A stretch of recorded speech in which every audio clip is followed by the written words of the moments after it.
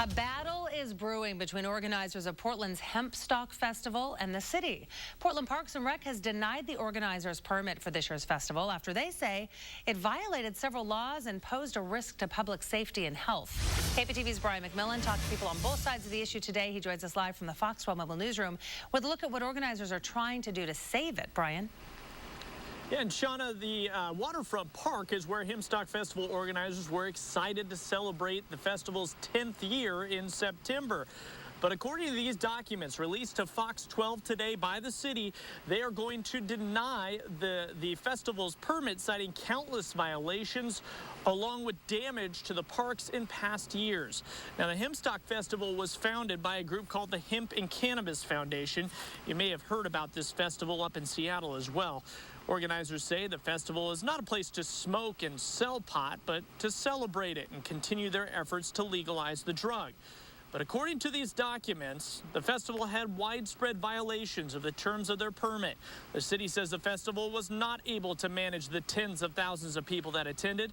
They say there were too few porta potties and garbage cans. Parks and Rec also said the event security and workers were deliberately ignoring the rampant sale and use of pot at the event, even by minors.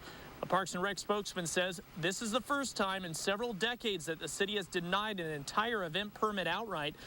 They say it comes after years of working with the organizers to try and resolve persistent problems.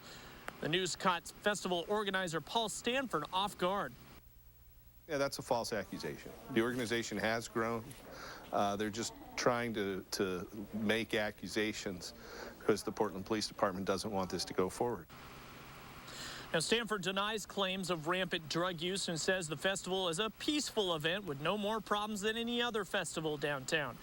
Stanford told us that he and other organizers are willing to fix some of the problems, but the Parks and Rec say they are done. And this is expected to be a part of a heated debate at Thursday's city council meeting. Organizers say they'll be prepared to fight this in court if they can't get their permit. Reporting live in the mobile newsroom, Brian McMillan, the 6 o'clock news. Their permit was denied by Portland Parks and Rec, but today organizers of the Hempstalk took their case right to the city council. The Parks Department says the annual festival's become increasingly dirty and dangerous over the past 9 years. Officials say festival organizers refuse to search people at the event or work with them on most issues. But Hempstalk organizers tell us that's not true. They feel they are being treated unfairly for political reasons. We just want to cooperate with the city and have our event in a peaceful, lawful manner. Our concern is not that this is a political hot potato. This is really just about the guidelines and meeting city code, state, federal codes.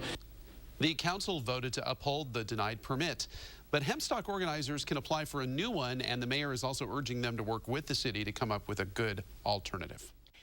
Organizers of Portland's annual Hempstalk Festival are fighting the city's decision to deny its permit for this year's event. Yeah, they brought their arguments to the city council today, saying the reasons the Park Bureau gave for the denial are untrue. They say they don't sell drugs at the event, they don't leave it dirty, and they don't create parking problems.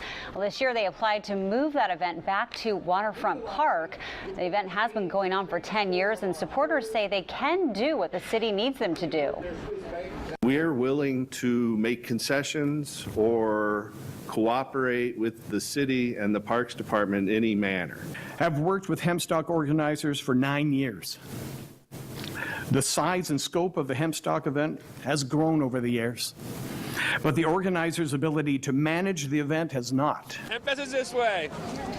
Well, we learned a short time ago the city has decided to uphold the denial. However, Mayor Charlie Hales says organizers can submit a new application that outlines how they will hold a drug-free event.